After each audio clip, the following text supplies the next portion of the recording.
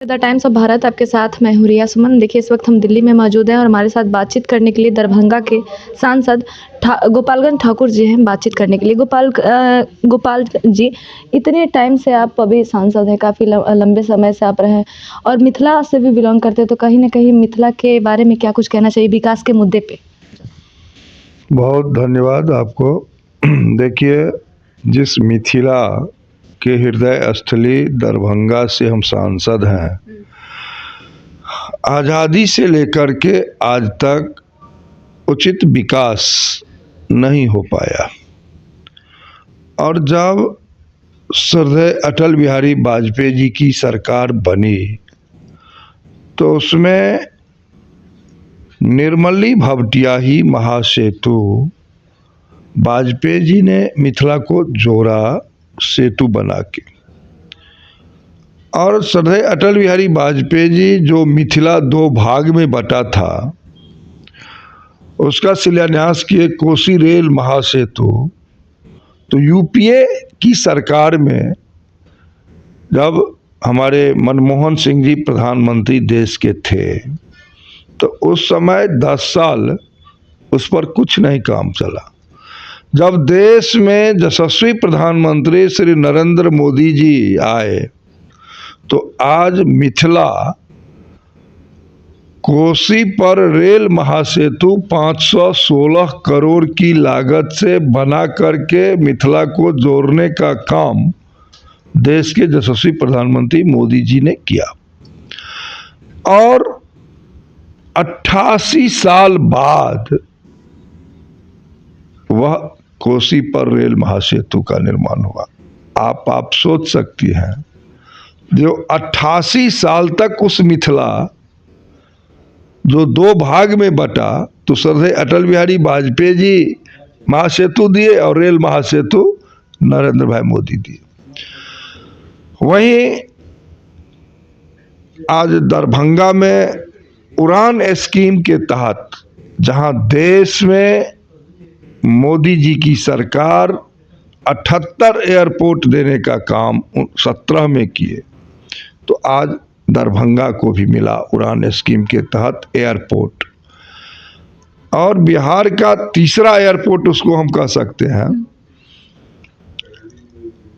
और निश्चित रूप से उत्तर बिहार के 8.5 करोड़ लोगों को दरभंगा एयरपोर्ट से काफ़ी सहूलियत हुआ।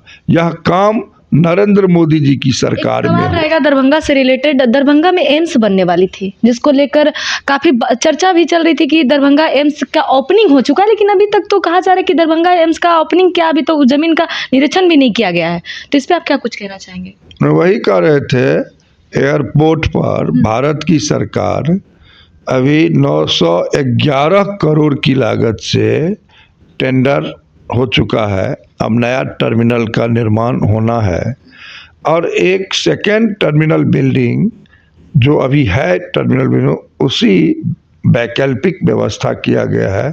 वह अभी भारत सरकार लगभग 40 करोड़ की लागत से बना दी है। तो आज 18 लाख लोग कम समय में वहाँ से उड़ान भर चुके हैं। यह लाभ नरेंद्र मोदी जी की सरकार से पहले किसी सरकार के ध्यान में नहीं आया। आज वहाँ के लोग एयरपोर्ट का भी लाभ ले रहे हैं।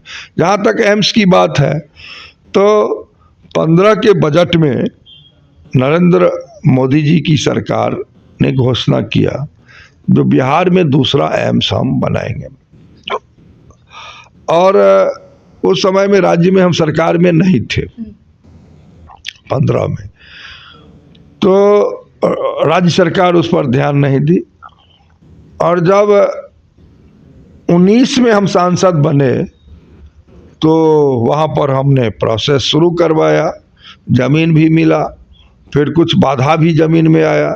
लेकिन देश के यशस्वी प्रधानमंत्री नरेंद्र मोदी जी के द्वारा 15 सितंबर 2020 को 1264 करोड़ की लागत से अपने कैबिनेट से निर्णय करके दरभंगा एम्स निर्माण के लिए निर्णय किए और डायरेक्टर भी दे दिए।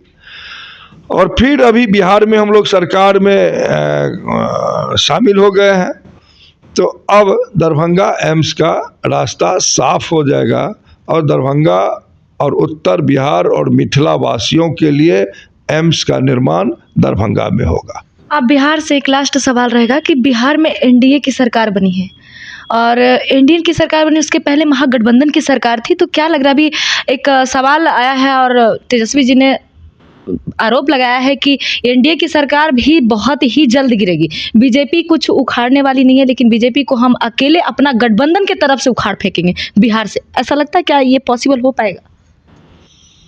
देखिए, तेजस्वी जी क्या कहे हम नहीं सुने हैं, लेकिन इतना जरूर आपके चैनल के माध्यम से हम अपने बिहार के लोगों को कहना चाहेंगे और तेजस्वी जी को भी,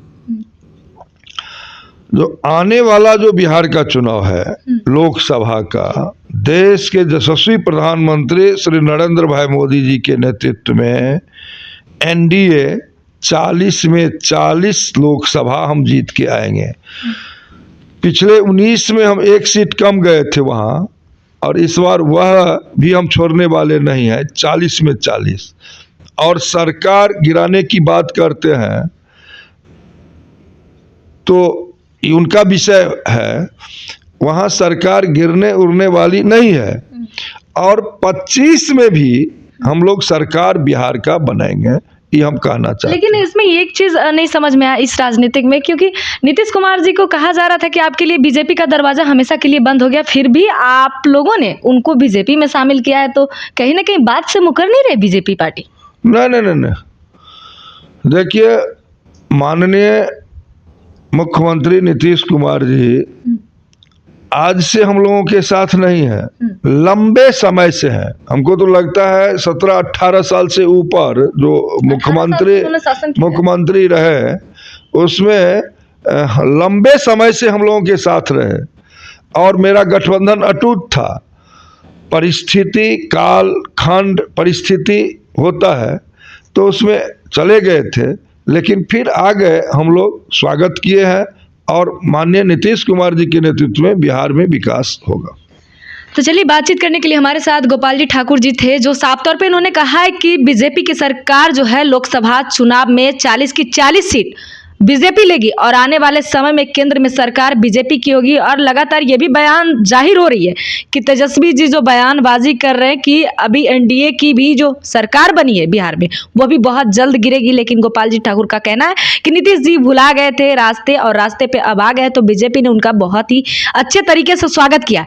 फिलहाल अभी दिल्ली में सदन चल रही है, सभी सांसदों की बातचीत रखी जा रही है। फिलहाल इस वीडियो में इतना ही। नमस्कार।